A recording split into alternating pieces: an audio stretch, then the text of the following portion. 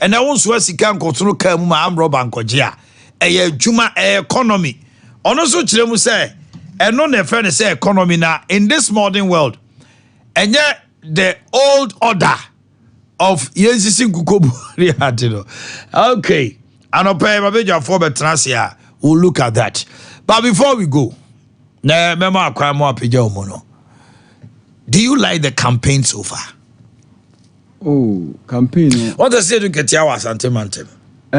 Friday, former president, vice president, 15 days, and one was shall into obey 2 weeks. Maybe or the baby next 2 weeks, Monday, crown or the view. Be more worried because by Isham Kase, or more young to yes, say, Enko Basse, Abia, or my penny, your mamma, a quachima, no one in Akushiani. On my media, I wish if this could be avoided because say, how do you have a time is of the essence? No, but I don't think say region bar Omako Kushim say. But I asked the Omabishim. Greater Crown Mushia. I know Anche. About 2 days be done. A campaign is no more, you know. What take opponent is say when Hannah may call now so warrior sign area line campaign program. Yes, I am Kushisha. No, but mostly they spend a week. Timmy, mostly they spend a week. It may be their plan was said by Friday in KBR, Vice President Ewie. Who did 2 weeks. NPP, NDC cannot say, young chairman in your 2 weeks. And the all canon, the mimic can say, when the ground is prepared, say, Abia, Enra. But remember, Enra Montpellier be the Chilean MPP from for coin in maybe I won't say the tension is there. Nipana Wakwa Sujandada. Now Sukaku Rawa. Do you see how the whole thing is going? Ambassador is allowed. Namaka on say, and Namaka say, eh, the only Nipa, we ra Kai no. And ka we ko we no be romanka bebo because Santa Regina soon. Within 2 weeks, no can make my say, Montpellier be the how many days for election? 33 days. 2 weeks, no send every. Now, almost now, I say 18 days. Now, some better. Okay. 18 days. Sounds on say we could also go to other constituencies. What me can say, oh my, we don't know what is in store for us for the next few days. Your mom pie so much me a control. That is how we are. I'm saying, I say, we piano, we be any campaign, we could say, Bonnie, I didn't want to.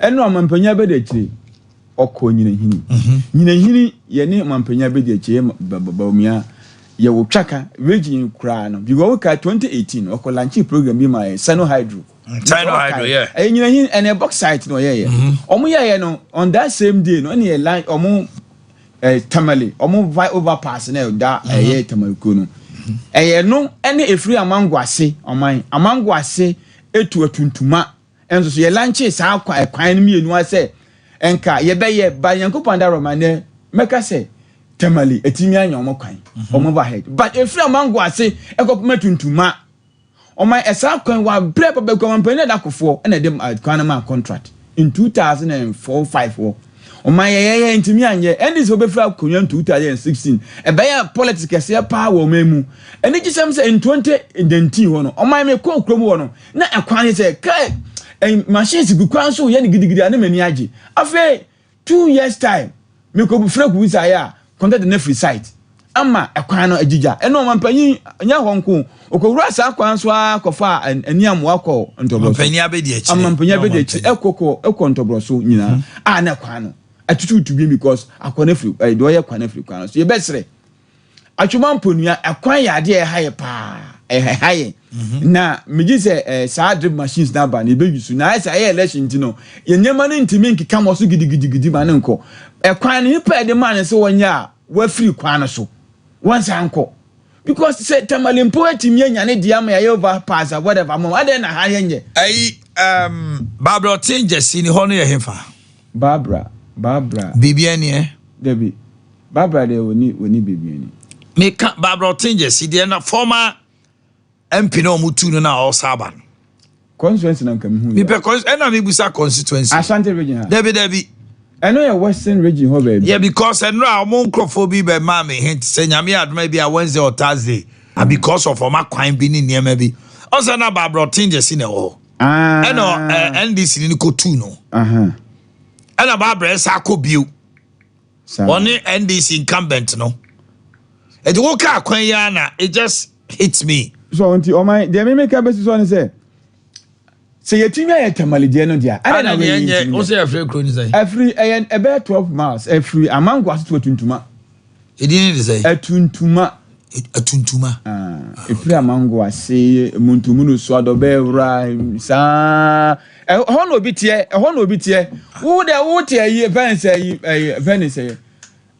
Kote into wood kote no one of me free kote and I'm say kote me boy okuma sintino that ko ibeti ma kan more than 100,000 times because but tuntumania no be ra ho de how many times be kan Ghana na you aduma me bia homa wo ka tuntuma ka obeti tuntuma do be ra ntobroso ni ajan ka beti do be ra there because of a community school nation as amana here popular Adobe Ranya D. By Janice will be any Tuntuma. This is the first time I'm very good. Hey, about 12 months. I have one Southwest now. You want that pass so.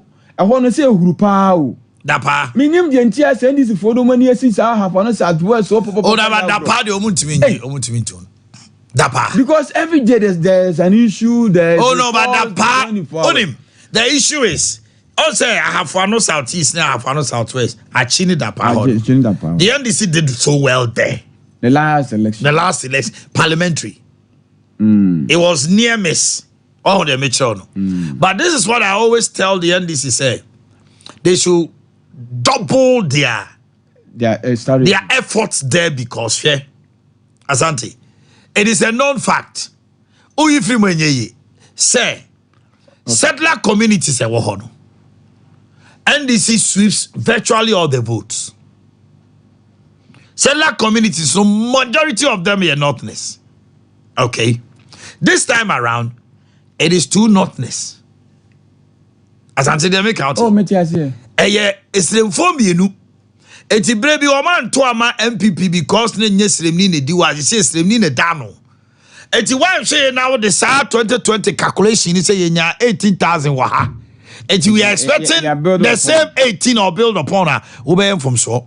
Okay, you need to Prisia Huni Valley. Thank you. Maybe Wednesday, Thursday, Friday. Barring any hitch. Over to demonstration, basically Prisia Huni Valley. Oma kwine bini ni emebia. Na kwine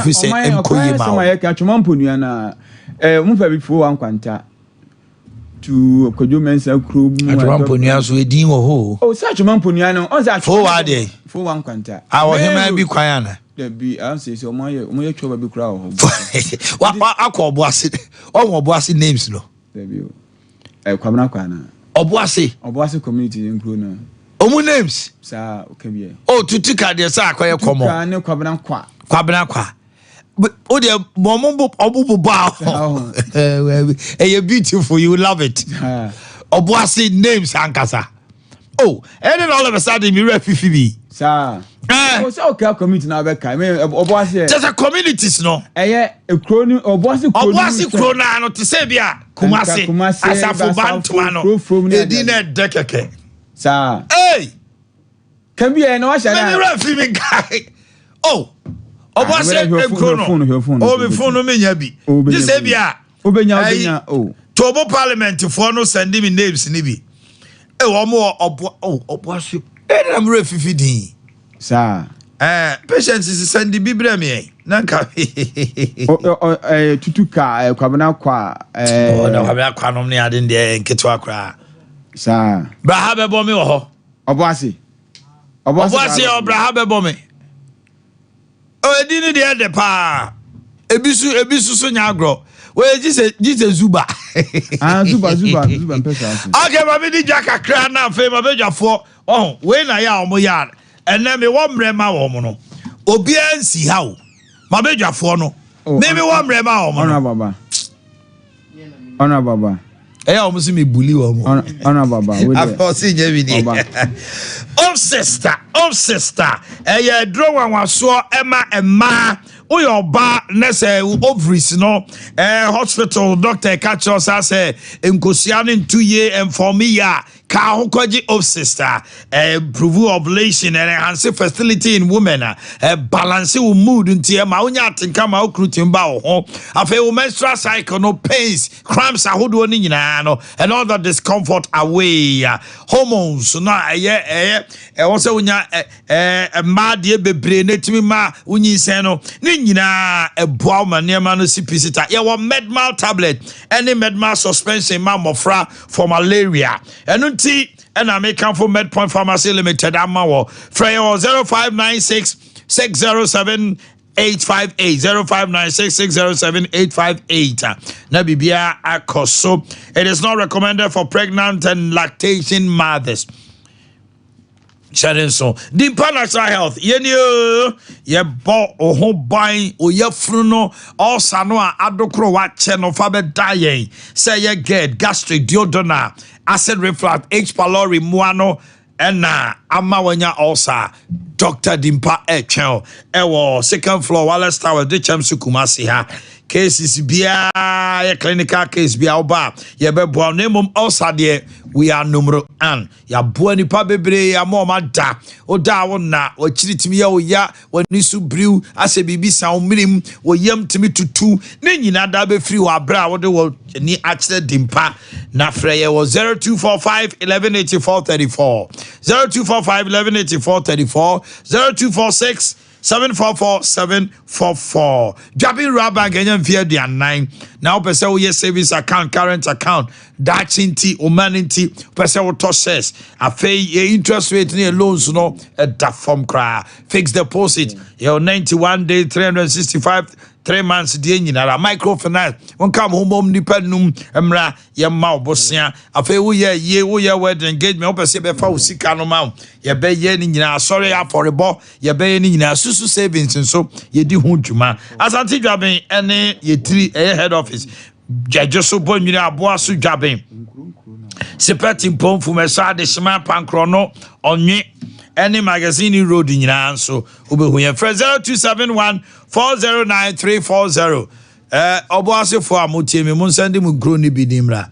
Oboasi names no de pa, me baby pa Monsandemra. Never be uncle so. See a TV now by Timo Shame. So patcha dear, oh. One for dear my make come for my car huntem a year kuna for any a wisiani yankabedi di brunye ye fra mon to my ye ashomata dear enti entadia ho do a year and toma a year and one and more tomatoes sardine geisha mackerel corned beef dear nyina dano fabra fakos some pankranza GCB building him some personane a year night market and I say swami new Rome Hotel in Chenhaya, DC House, 3rd floor. For 0598 559 802. Aha na oba send Momo Abba. Send Momo no bra. Nyo bia no betimi akotone man 2 days send wo de. Sika no 0598 559 802. Ebeba Terra 1 Media and now Blessed Foster 0598 559 802. O send ba Eradi Inshrao. Maxwell Ozuwache Yakobio. Now point to say you don't buy the see. Okay. When you crony be on. Aha, Bobi Mame. Tutuka dear, ha. Brahabe Bome. Bossman. Aha. Cocoche. Cocoche. KTS. And I for you. Abompe. Nana Ponko. Council Cortes. Call Jansen. The way they say, suburbs are what was no. A bit dino yak or Abompe. Cocochesiano is very popular. KTS. We call KTS. No, that's what question in school. KST. Master was watching Ache. Obom to saying. Yamiado me hoye pa. Me jidi se monso mo hoye. I don't pay comedy ni etiawa. Omaino Ghana ni bia so onte ya wahunu. Ohunu yeso a eka no. Dollar ne nam 17. Ye dwadie enema bo apagya. Cost of living apagya. Ye suku sem. Ya kwan ye kobadie ni bibia. what would your government if you win power? Ebe yama ye hwan ha ye no ti Ghana for nto abama. Problems no dey enim. Niama ye hunu. Dia na mo be ye no soronko ama ye say. Eno nti no Dr. Mahmood Maomi afata say ye man nto aso. Asafo jeba ono so be kan dia am ye hu die nti a ye nto amama John Dramani Mahama. Mami nti anopay. Abo non aka meet num na non kron. Enti by 9:15 over 20 minutes. See uncle my idea. But over 20 minutes. Nka time e wo nyina ye media. Obeba. Nti oba na ya chede aka. Dabi. Wo meet you no, me jama. Obia na wo mpre, obia no mo muhie. Kasa kire Ghana for. Oba me na wase. Ejoso. Menchia tifo ni ahwefo. Na memfa akonya nso na obi bia pacha mi ona omo to wonka enya hwe menya information ni na me no obi bia e chikakra mabusua me papa me nuanom na abusua ni nyina ebra me ma me free mu no omo baye ye moa sabi ese ade to obi ani anyo no ana yi nti omo efiri achichi ni bench ya adofo nyina no Nyankopon won hyira mu nyina the umsa brichi boy de na so uhu adofo a emse eyi areho no kra ye den efiri hodom tie da obi bia se nananom a ebeja ye ne abusuafo asofo mpanimfo no obi bia oba ye bia party fo nyina ye do bia ase omai nse aka obi bese ye nansa ne ye beto aba and then some no so ya brusu bia. That's right. Now I'm happy for one thing. Say Ghana, say what your election now is based on issues. Yeah. And yes, me be gina hono ma say mento ababa. Am I what I say? Inti issues now will be reason. Ghana your politics na nyina do point bi a enye wa no ye bi o. That's right. The second wa wu twampo akese wa wu didi atem kese yes wo na wani eden ti wo na wo se to abama ono enye sa bi o. E was say Ghana for no edi susudua bi si honom ana wa obeka wa asem ni yehwe wo so obetimi aya na wontimi nya. The first chapter of NPP ye she bobi yetimi aye dodo na, and then the first chapter and I mean the 8 years of Nana Addo Dankwa Akufo-Addo, and the second chapter Dr. Mahmood Bawumia and so eba no yeso egusu de ya no disem tudwa. Over first chapter na etimi SCC factories bebre. Free SHS I promise etimi aye. Etimi SCC hospitals bebre ni yawie ebi wo ha yenwie agenda 111 hospitals. Onim sanya no nko ane hospitals ayesi. But because the way in there it was a policy a buy because of COVID. It ade onto the numerous hospitals. So I'm handom cry. Also NPP, hardly do you find us speak about even clinics. What you say? Because agenda 111 now be taking the shine out of some facilities now. Yeah, also I'm high also a magazine clinic. But NPP for your kind achievements cry and fan. Almost said that here. You can't a Kwapra a GMPC hospital cry mention. But the point I'm making is yetimi hospitals be brave. Ambulances who thought say a constituency be able to make ambulance. But yetimi aboa ama ambulance service no nanka egua hanesa sabra na ambulances e wo honom 37 no yetimi apagya ambulance service ni bio ama agina ne na so same na health ho na no oman oneme ya adwene se na obi akura enimu da ne enim say the fastest way a ubetimi deliver a drobi cry a ambulance and a betimi do wako anameboa but under your previous and answer under Nanado administration, you know, because previous I mean Nanado for this contest in this contest and the me patch say drones introduce you know obi so da see a betimi the drones are fly in row at the remote areas or hard to reach areas and can be very difficult and answer travel time no kwapim sa need traffic so onto time na mu enkodu krom honom na ade ebe ye maame ana eja na oba no na aye na wie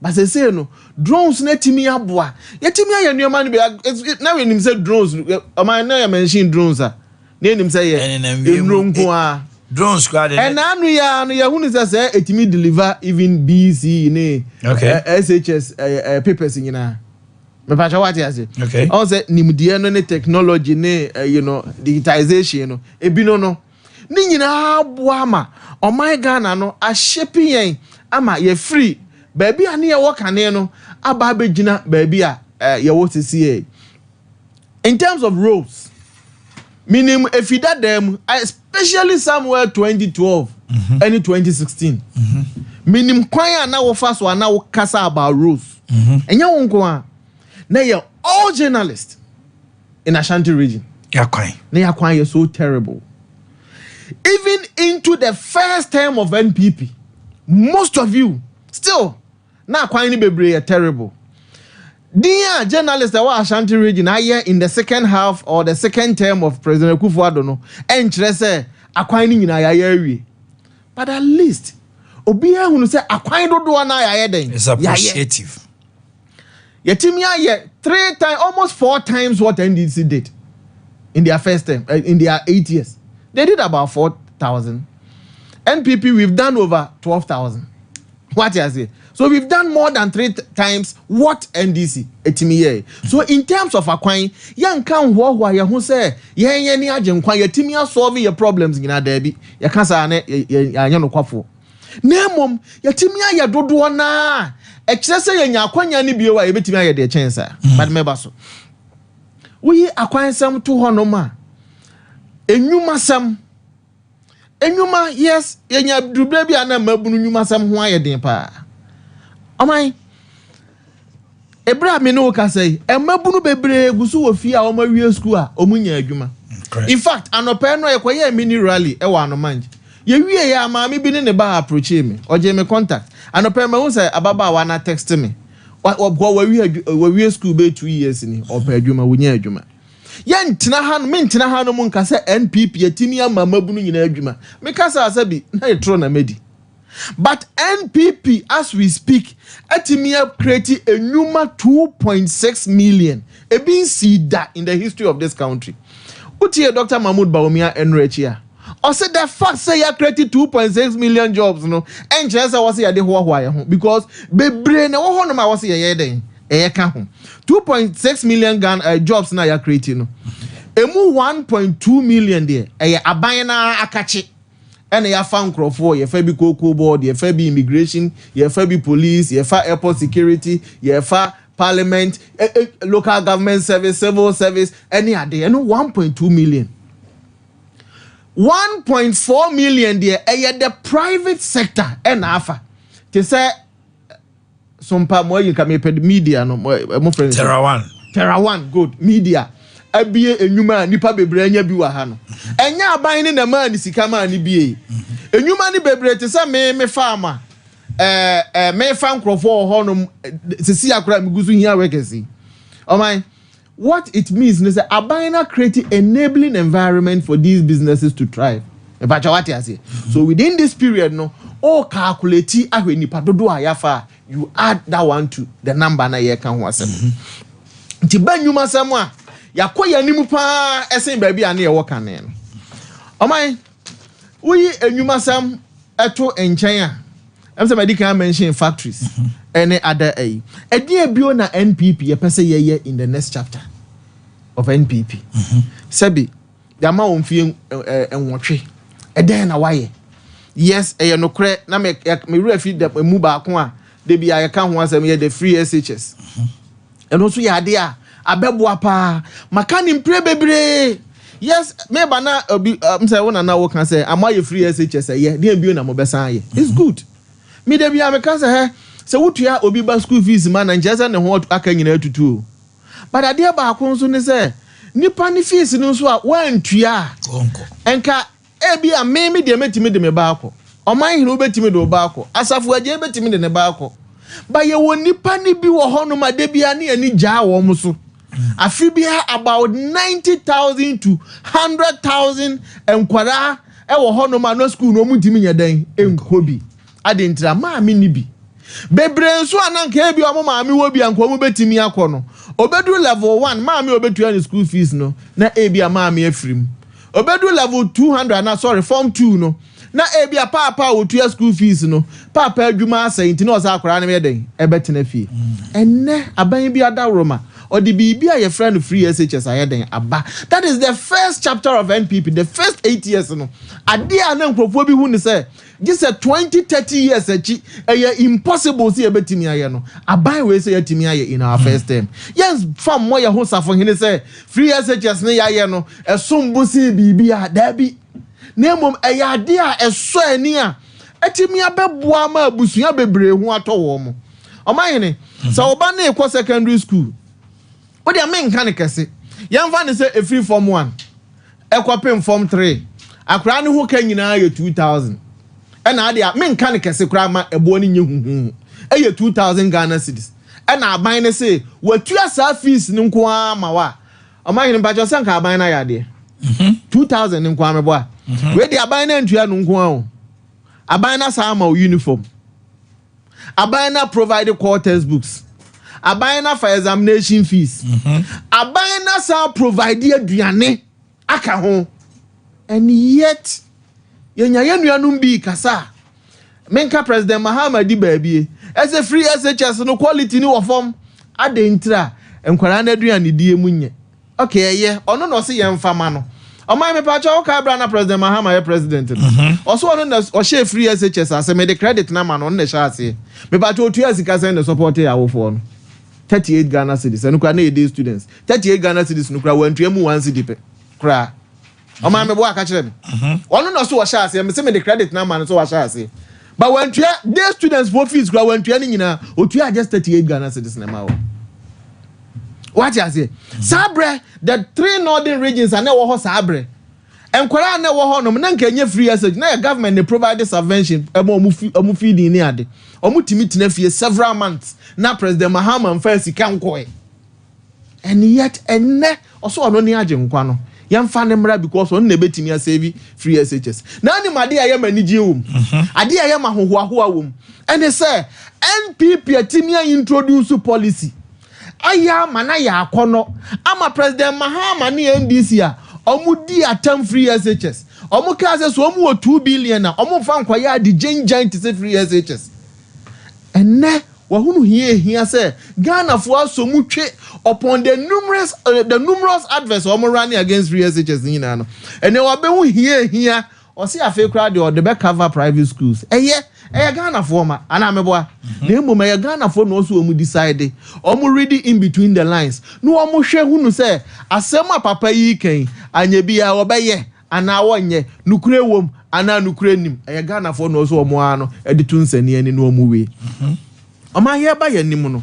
Ya ye nioma ni bebre aba bedu a point bi. Na the next NPP government His Excellency Dr. Mahmoud Bawumia eda no. Mr. Digital said the dodo na afre no no. Nadawroma ene Ghana card. Ebinum nim say Ghana card mfaso ni so. Ba meba so ne ya be kire Ghana card so mfaso in our next chapter.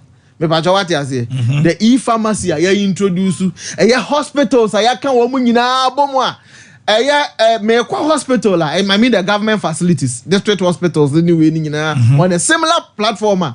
Me kwa hospital here say meba Omanhene Health Center. Ebeka Jones amumfa me folder mame na me mfa nkwa asafo je health facility na me mfa nkwa ayarehwe there be all I need me din or my Ghana card me nyaduru ho no ma system ni connected so we can easily find out at the cry me folder na me history me previous hospital na me wono the same platforms. That's right. That is the digital Dr. Mahmoud Bawumia. When people say any economy no digitalization any economy any can say she pay me and I say any bearing on the economy, sometimes I laugh.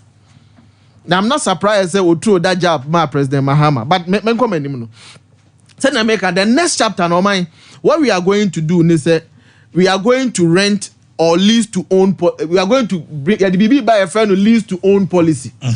A simple idea what kind of brofuna na mame mao a similar example was one oh ada the emu market nanka assembly ni wo sika say yan the sika besi market no by any private contractor be equal agreement ese wono anfa ni sika anya den ensi osi facility ni wi a ne amount a number of years 15 years 20 years 10 years depending on agreement ne facility ni baby ewo na what the atenika after 10 years no facility ni ba ya aban dia Omanhene what you say okay sa policy ni bi na Dr. Mahmoud Bawumia say opeso wodeba eti most of our projects no ebema aban ho ahan no so much say fiscal space yes eti afi no say aban taxes si January now we expect 2 billion Ghana cedis unya 2 billion nyina January no e bank kakran but the aban say me person me see hospital we say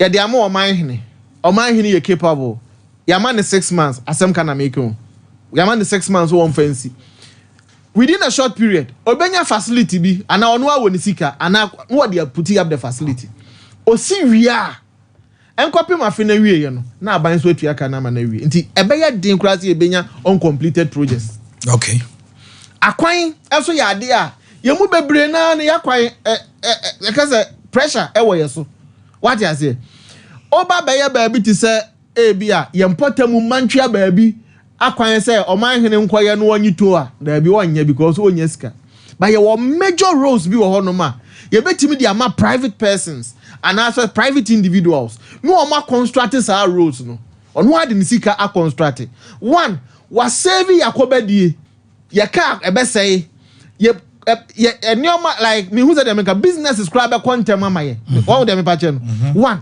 eti once asade na timi akoso no nipa no so aban ne be ya agreement say oh ya ma the next 10 years the next 20 years say fagigi to e wo kwan ne so na fatua woka say aban pese wo to buses e ma secondary schools sometimes you timi to be 700 500 buses na ebi ono ma aban ne be hwe say oh schools ni nyina hia bus but sika no so anom why afeni atiwo afeni fani atiwo mfie mienu ni atiwo okay private individuals ewo interest in this sector eti aden na yama private person no ankra se ebi ebechichemu na amu omo se ba akofo betimi ato omo nkra bus 700 ni nyina amre na school for na hia bus ne de adwuma sesia no omunya bus ne mfani omudwuma se proti for na hia cars de ade omudwuma omunya cars ne mfani omudwuma se fire service for na hia tender e de aye adwuma ye ni sikanti na as a lumba besi ozi ohia nti obi do no ba wonye den onhunu ye ni sikanti na yete wa na yansa dada na yenyusu ne sa na private person ntoma ye in advance na aban ejeje the task kakra no na yansu ye tua ne kakra e de ama wo mo eno be ma aban ho ahan no ama ye mpuntuo no akoyanim pii eti the least to own policy and say PPP concession 3 minutes more na ye 5 minutes oh ampa asa me chantro me that's it 20 minutes here now the least to own and say maminya what do you say about the NDC saying you have diverted from economy, you're talking about digitalization? Dr. Mahmoud Bawumia so be obekasa until the fourth revolution, industrial revolution, I say. Economy in there. And I'm a busa. Economy now, omonte economy na say so ampa. Everything I've said here is about the economy.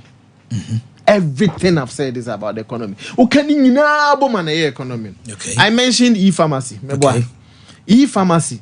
Say digitalization. That's right. Etienne o pedurato. Na me baba several years back. She's 12 years now. Uswabe 3 years. Me say na yedim say obi okọ school am obi di nsa question as no wo bleed. Me de ne ko confirm no chiku hu specialist. Eduro na kamitri mu ha bepem sabre. Primary. And a doctor and say specialist na say yenkope. Me chini kurom ha nyina. Me nya bi nto. Me kwa me si me nya bi nto oni hotel say no na mpese we use. Me chiniya later na me konya bi etoy. O use we do no 2 days pe amba bi o bepem ne. De me pa chen say e-pharmacy e wo ho no ma. Kenu an say me upload yina e wo so app e wo app ne so. E be che o baby. Baby a menya bi ato e ben me ebo a e wom me pa cho what you say. It just look at the hours I'm spending here. Ese me dey pay dro no. 2 e ka economic health nka ho ana.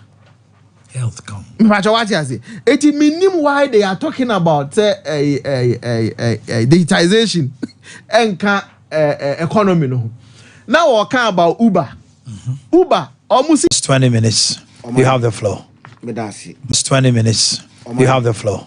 Na mami endi kan emfa akonya yiso na menchia arefoni atifo.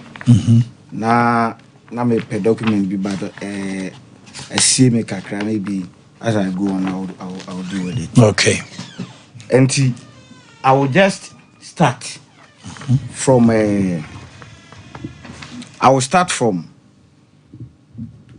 Send commodity na me two jano Uber na utimi. Very good. I will start from jobs.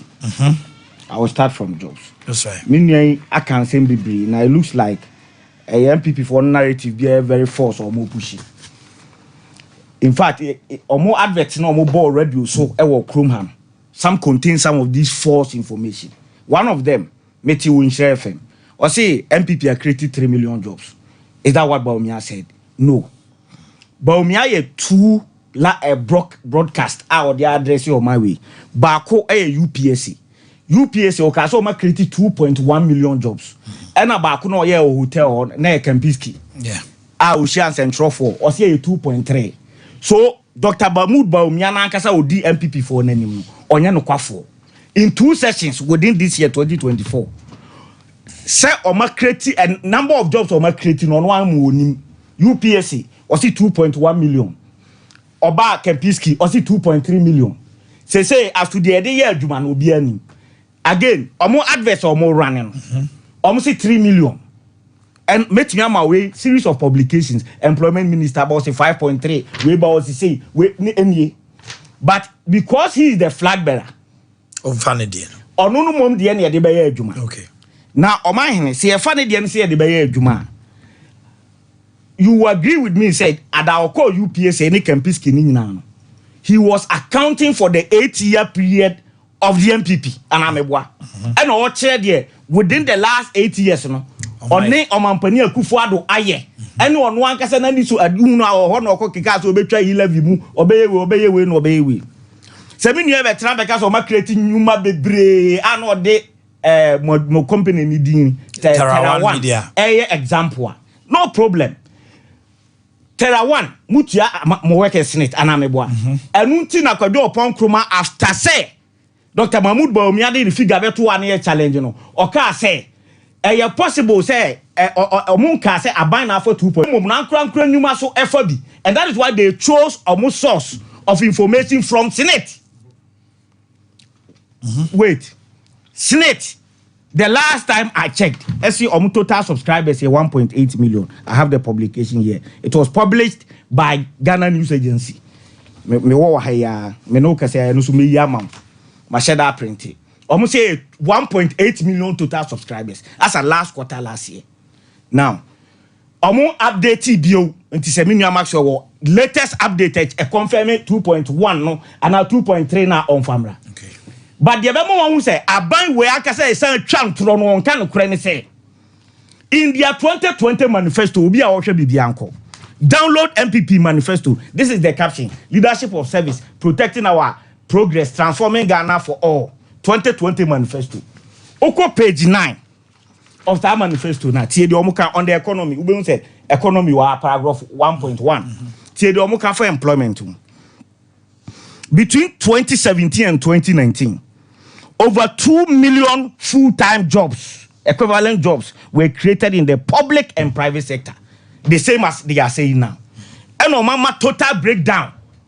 A way of one manifesto, total breakdown of the year buying napco one in our account. Say over 2 million full-time jobs. Omanhene, isn't it surprising, say? From 2017, basically 2019, they were accounting for the 2020 elections.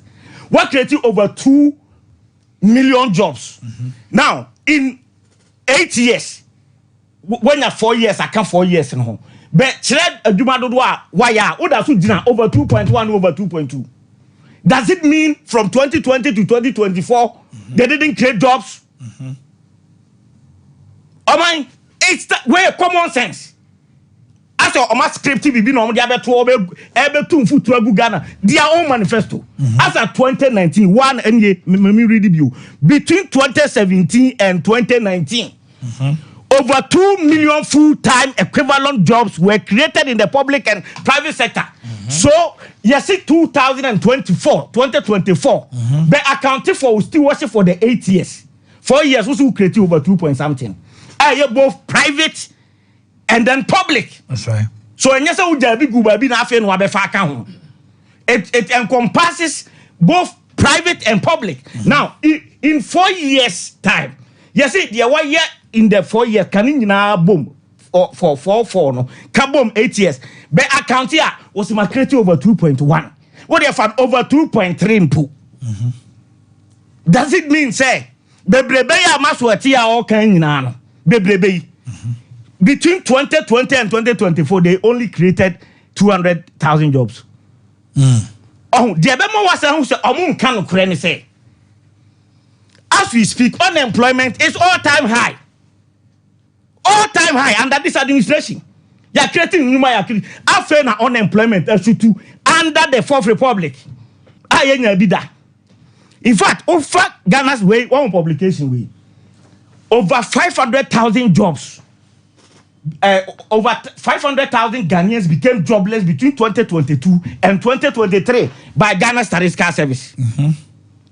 And you make na mabobi team where abanya juma. Telling you say under your regime 500,000 population lost their jobs between 1 year. 500,000 population. But because you have the traditional media mostly on your side, you are able to churn out these falsehood and get away with it. How is they? And your momo penemwa, and your war platform. Say what? Come what you say? But you need jandam media phobia or move a mass narrative wake up. In the face of all these facts, me can be what I'm saying. As a last quarter 2023, Senate force your total subscribers 1.8. 1.8. And so Dr. Baumias in the source of the Senate. 2.3. 2.1. On only manifesto say we are creating over 2 million jobs 4 years ago. Okay. In 4 years' time, by accounting for 8 years, I was now to say over 2. Over 2.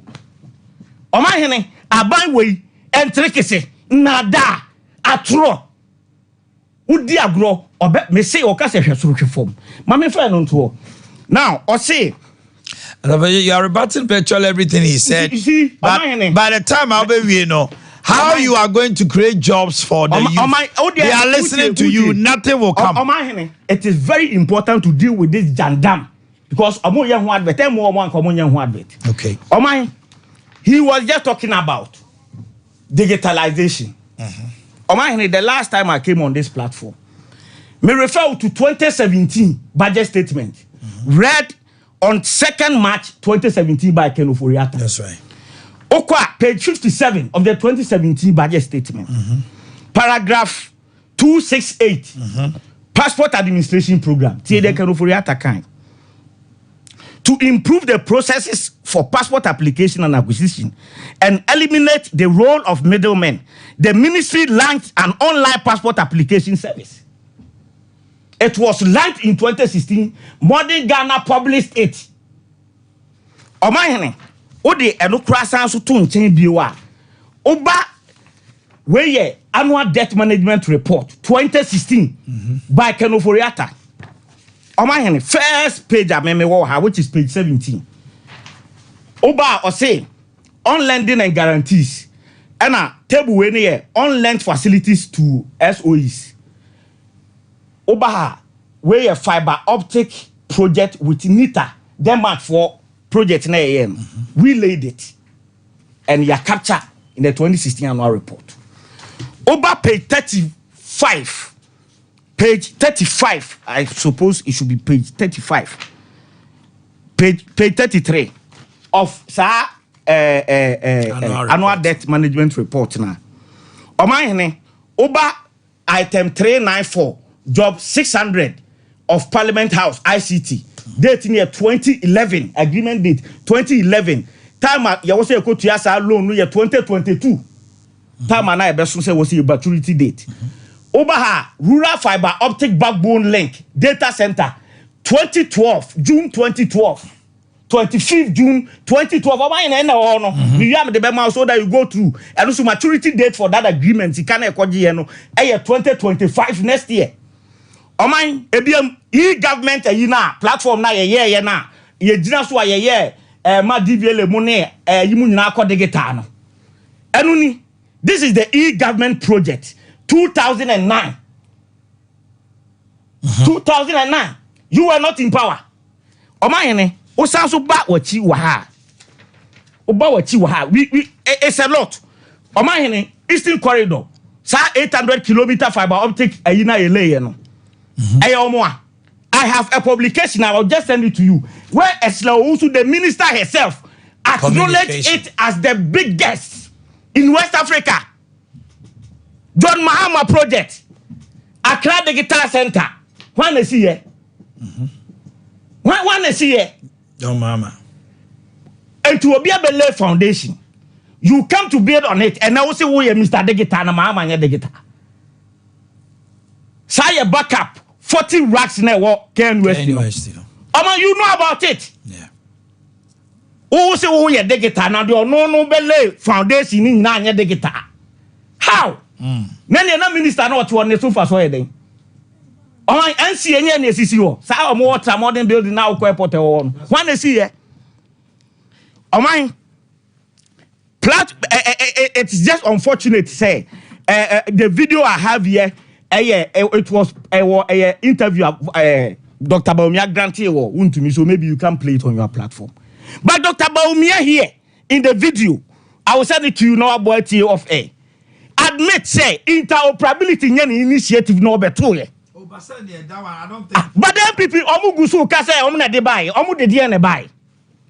The arrangement was there. Sometimes omu timi kraka. He is even saying he said the government then wanted to use over $1 billion to sign a So Dr. Baumia they came to Omanhene nyame chirawo enu ti na Nyankopon adom e be koso aye kese wo so no because these guys are interoperability arrangement was done by the government. Yes but omo kase sika na no problem no problem because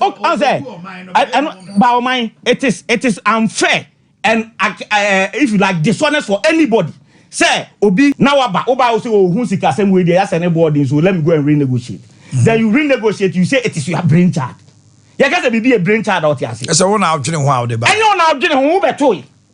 Mama na dwene ho. All right. Meaning so Omanhene what must you have 2 minutes to wrap up. No problem Omanhene, mama nje demolition exercise.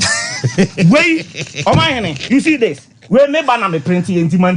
Next time we topic. The last to our own demolition. If I don't know producer catch them, we were going to debate about this digitalization. Aye. Omanhene. This is the 2016 financial year budget. Budget. That's right. It was presented 13th November 2015. Okay. Page 172. Omanhene, what do you see here at paragraph 927? Tax identification. Yes. We indicated here. Say because of Abambet revenues from imports. So you were introducing 10. We were introducing the 10 and we said it here. You can read it. Say you better replace it with the national identification number. What is here? And government is continuing. Exactly. And so, baby, Baumia, disingenuous. Now, on can man who he say. You say Muhammad doesn't understand digitalization. Meanwhile, he laid everything for you. No, I bet was. Okay. For BBA novel, BMI. Now, Omanhene. Also, Busa, me ask a question. Say, Dr. Mahmoud Baumia journey from the economy. Meaning, unless Obibu Ghana for Nasi a Jimmy. I cannot see why anybody should come and even sit here and campaign here to Obama. Why? Dr. Mahmoud Baumia had it obey advice 2008. Mebwa. Akufo-Addo Chusuno after winning about 2008. No, then about 2016. 2012 and 2016. In between 8 years. 2016 to 2008 to 2016. 8 years. 8 years. Now tifie or your rehearsal or my lectures. Economy no. You buy a say economy no more from my central university. Now my lectures. 8 years na Ghana for ne Omanhene mo so oh papa dey I said the wow or kire no mamu no or the economy na sinti man chance ne.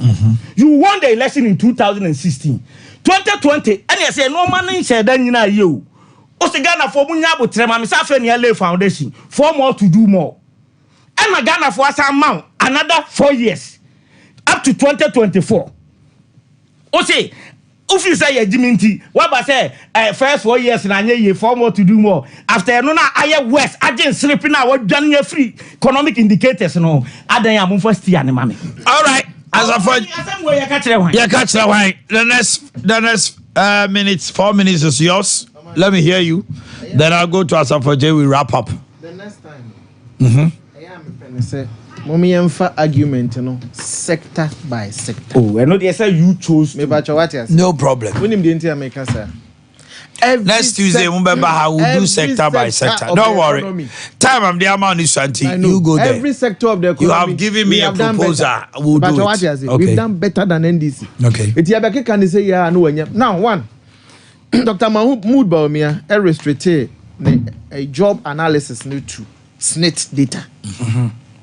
Akofa GNA publication. Mema fa GNA publication. Ebia nka ubetimi akọ SNIT a horn mark of akopem information about the counter say me so me call her enra no this is what SNIT is saying and amebwa now what can honorable Ignatius Bafo ewu asem no ono no one restricting the 5 million jobs no one restricting the whole to SNIT.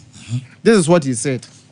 Also speaking at the launch of the 2022 Ghana Job Fair in Sunyane, Ignatius Bafo said the jobs were formal and informal, permanent and temporary, and full-time as well as part-time jobs.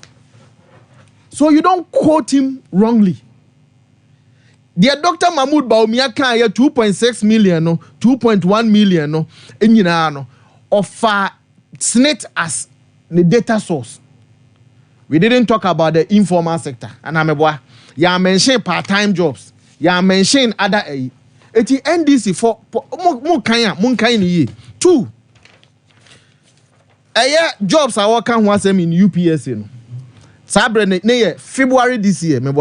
So if February Bepem Samre Yemfa will be a the battle what you say Yemfa will be a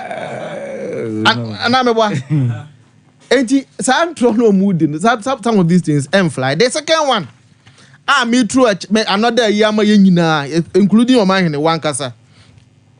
One, the unemployment rate 14.7 analysis no mofano. Mr. Remo, more reading report ni. In fact, I'm first SNIT, next time statistical service for it talks about the 3 quarters of 2023. First, second, and third quarters of 2023 and it was based on that 3 analysis way. So 2024. It wasn't an annual report. Say Abia the entire 2023 as no Omoka. This is what they had to say. The average rate of unemployment in the country has risen to 14.7% in the first 3 quarters of 2023. And this is what they said. The number of unemployed youth aged between 15 and 35 rose from about 1.2 million to 1.3 million during the same period, with the rate among females consistently higher than females. Females consistently higher than males. Sorry. Or say, the sharp increase in unemployment rate of females between the 4th quarter of 2022 and the 1st quarter of 2023 has culminated into a wider unemployment gap in 2023, blah, blah, blah. I'll say about 440,000 persons joined the labor force between 2023 quarter 1 and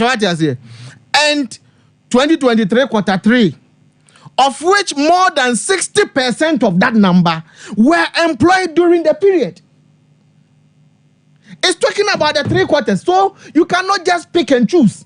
No, I cover the mere 47%. No, but they are analysis. No, I bet you say employment rate is 14.7%. My member another one. Maybe employment rate now. Maybe my way. No, maybe.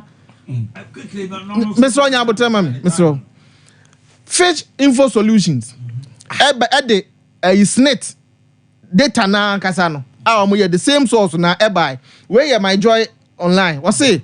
Ghana's unemployment rate to remain at 4% in 2024 and 2025. Nyabotre. It's talking about the rate. Jano. Yes. No, we start to believe in Fitch. As a man, now can. Now, the same data source now. City, we now find. Nothing shows. What but the main question is, what the next day, I'll do a comprehensive. Fitch in Kawa has our source data from Senate. Omanhene, they are all reading. It's a lie. They are Fitch the by the close of the year. It is expected to be 4%. For 2024. Yes. Where in that so which is this year? I am also telling them, sir, unemployment rate is not 14.7. All right. Okay. Thank you very much. That's for Jay I can't for Jay just 3 minutes. We try to more trim poor man. Minion because and Trona and Wucha, but Minion. Now they work you. But I on 18 February 2021. And now almost say a Akufo-Addo government. That is Ignatius Bafo who are now say Akufo-Addo created 3 million jobs in the first term. 3 million jobs. Now, wait. What's it? 3 million jobs. Now, the same person Nanumu Osanso Baha Akufo-Addo has created 2.1 million jobs and who has radio. I have everything here. As I said, radio was published, was it 2.3 within the first thing? It will be headline. Now, one headline. Headline. Masa. And